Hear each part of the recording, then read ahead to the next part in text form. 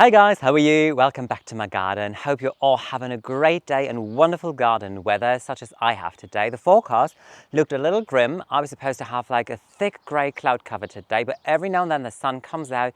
It's kind of nice, and in between I'm not really sure if it's a sweater weather or not. I'm going to see how it's going to progress. But what I want to do today is kind of like a normal day in the garden, and I think this is something that everybody can identify with, because normally when I do these videos I try to find a topic and just tackle an area and do something to have like a before and after. But today I really want to do kind of a lot of small different things in general. You know, I was growing a lot of stuff from seed, and obviously I have all of these like seed trays and they're still looking dirty and not good, and I always have an area where I always kind of like dump them, and that is where my new vegetable garden is. And now all of my almost all of my stuff is behind one of the raised beds, and I really just like need to get everything out, just quickly rinse it off with some water, let it dry, store it in the garden shed, and then have a lot of containers still with random stuff standing there, with some things that I was resowing, with a couple of things that I just haven't found their way into the ground yet. So just need to really go through, cluster, and see what I'm going to do, because a lot of those annuals, roots start like poking through the base of the pot, and I try to find access to deeper soil. So it is just a perfect time to really get them into the ground now. So what I want to do first is just flip the phone and show you how the entire situation is and what I need to do. So I hope you're going to have fun with me in my garden today. Just in case if this is the first video you ever watched from me, you see my little dog Alfie just enjoying herself in the midsection of the garden. In the back there's a house. I'm standing in the back of the garden. If I swing around, you get to see two big walnut trees in the island bed. The new perennial border looking already really nice, and if I swing around, this is the new herbaceous border where I was already working and planting a lot with you during this year. And if I continue swinging around, there is a gate, and this is how we access the slope at the back of the garden. And you can tell that we're a little elevated because the entire property is on top of a dike, so we really have this wonderful view into the open landscape here at the back. This is west facing, so when the sun is out, especially in the afternoon and evening, it is just beautiful to sit on this side on the slope. There is my bench. This is where I just had breakfast. This is going to be my cut flower garden this year, so I was already working a lot in that area, but I guess not today, maybe a little bit today, just thinking about it, because I want to focus on this area here. And this really needs a little bit of love and attention and tidying. Basically, you can tell a lot of random stuff just flying around everywhere. So this area here will be dedicated for all those things that will stay in the containers. I will just put them in nice rows and make it look a little nice and crisp and clean. Then I have a lot of things where you might feel like, well, nothing really happens. The thing is, something did happen, but slugs and snails came and munched on a lot of my plants. These were all zinnias and just two survived. So this one looks nice, and there is another one.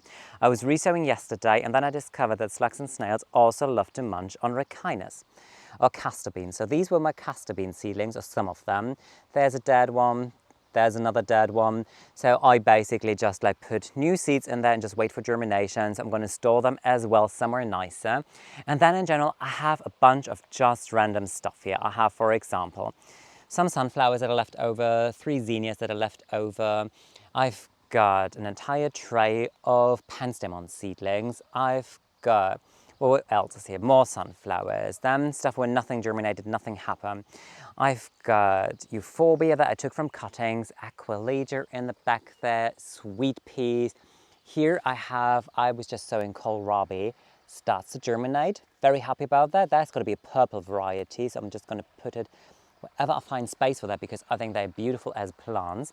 So what I want to do is really clear this entire area and then start planting. I want to put the sweet peas just along the fence line here, up until where my beans start, and then I have some asters there. So I think the back section of this area, like the fence line, will be looking quite nice. And then I just want to put a lot of nice things in there, create a little miniature cottage garden in a way. You know, some of the sunflowers will go in here, some vegetables that I have, because I went to the garden center and bought some veggies. I couldn't resist.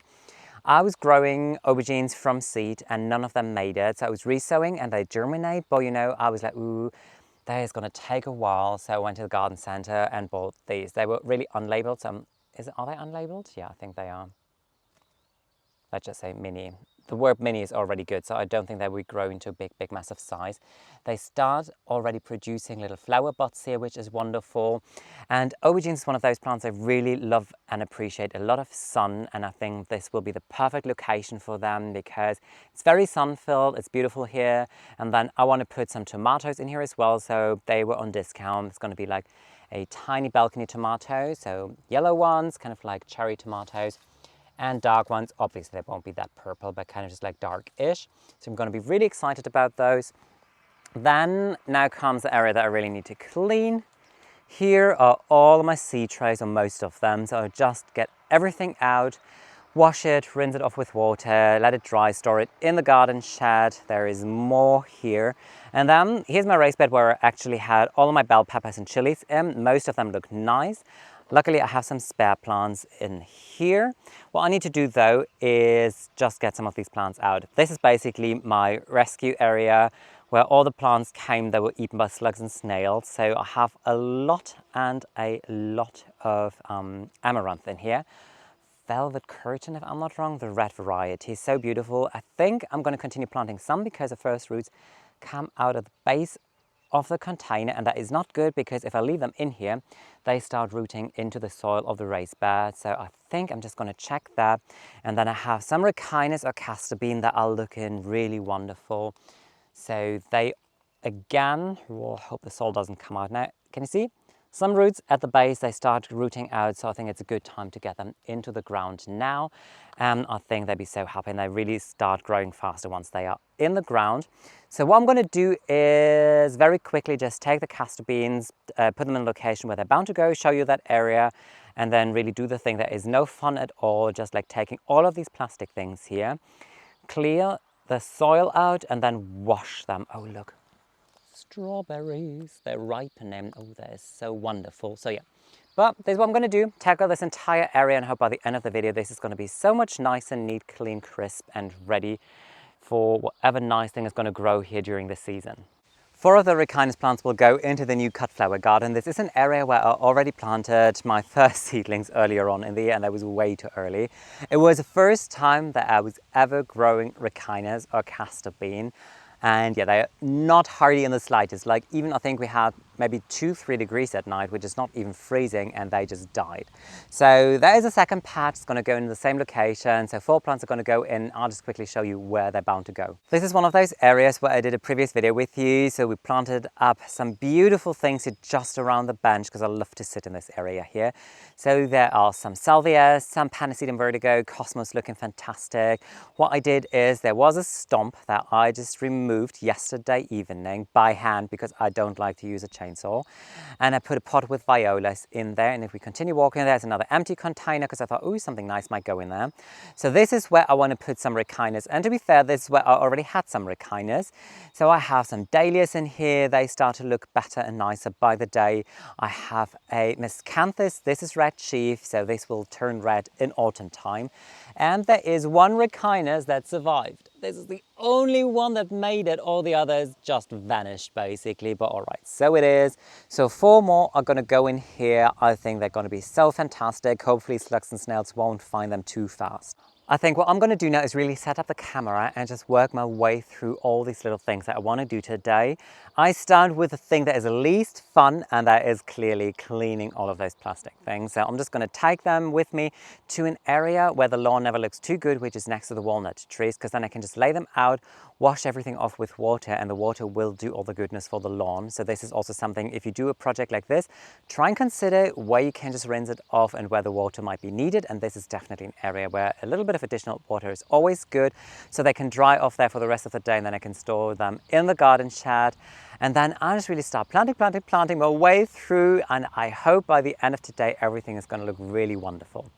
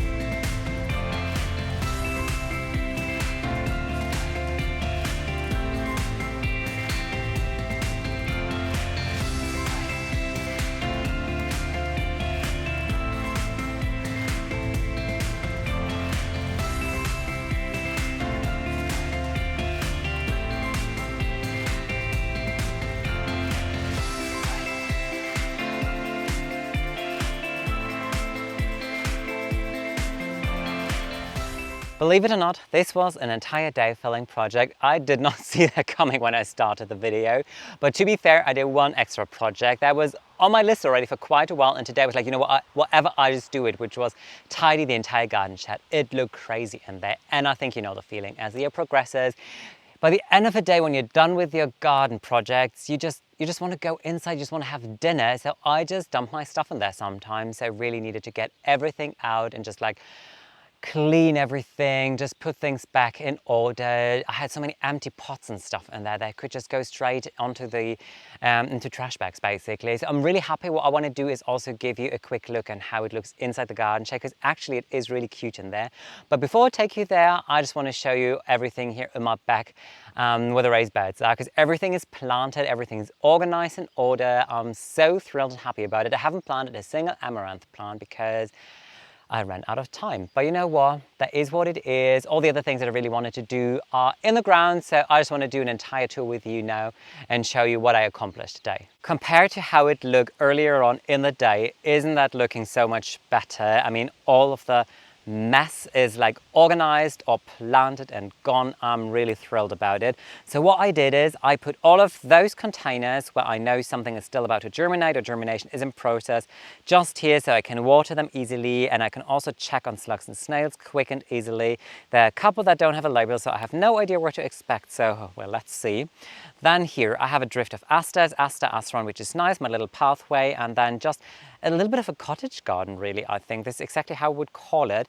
So I have some beans that will climb up the fence here. And then in front of it, I decided to put one kale. This is going to be a purple variety. Behind it, there are some sunflowers. They will be kind of greenish purplish as well. And then a purple Brussels sprouts. There is an artichoke here. And then if we continue walking, there is an entire drift or line basically of sweet peas. They will flower purple. So they will at one point just like climb up the fence section here as well. Then I have my tomatoes here. They're just in the front row. They're all balcony plants, so they stay really small and compact, but I kind of love it. And some of them already had fruits on there. I mean, when you buy stuff in a hardware store like this, most of the time they sell it already with fruits on there. But to be fair, regarding that they were on discount, they're actually quite nice plants. Now, I watered them in well. You could see that the water had a little bit of a tint to it because I put an organic vegetable fertilizer in there. And then behind there are my 4 aubergine plants, also in a line. Then I have 2 more sunflowers that were looking really sad, some aquilegia. I was sowing some beans earlier on. Half of them were eaten by slugs or snails, so I did some resowing as well. And then nothing really happened here in the raised bed, so all of this is pretty much how I showed you earlier on in the video. Only thing I did is, you could see I planted 4 of the castor beans or echinus. And what I did as well, here I had some tulips in, so all of the foliage died back. So it's a good time to get in, lift them, and what I'm going to do is store the tulips. So I just put them in a plastic container, put them in the garden shed now, where I let them dry off for a good week, and then I store them indoors in a paper bag.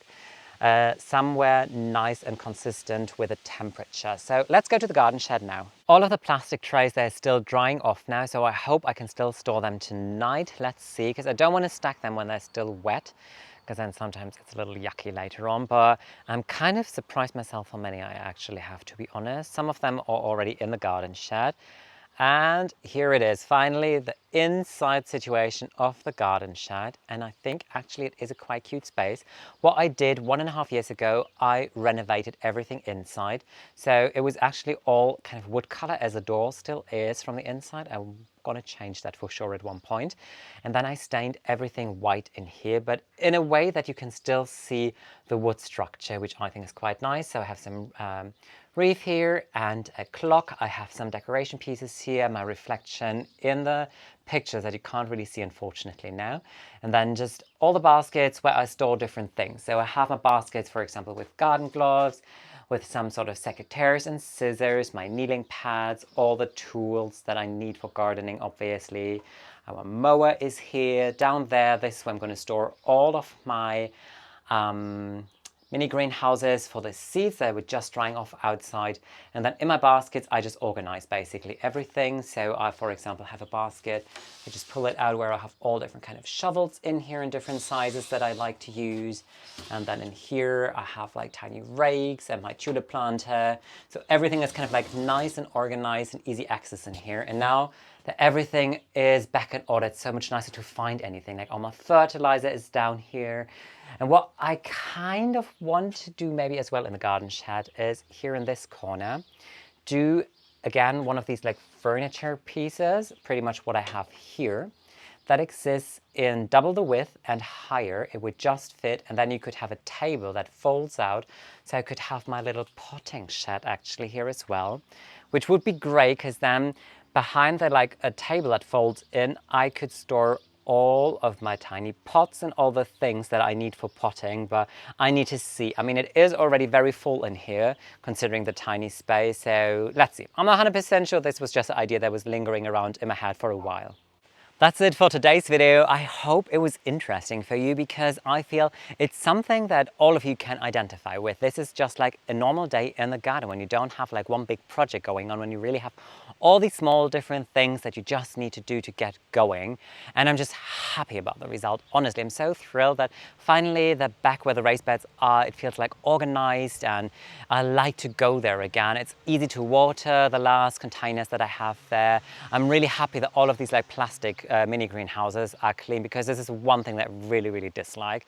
And I was just like, okay, just get it done quickly, don't even think about it. But the best part about the entire project today was cleaning the garden shed, even though it was not on my list, but I'm like, yes, that was so overdue, and now I love to go in there again. So I just want to say thank you so much for watching today's video, and I would really love to welcome you in my garden very soon again, and then probably with a normal, decent, full-on project again. Still, hope you enjoyed today's video, and I would love to welcome you next time around. Take care, guys. Bye.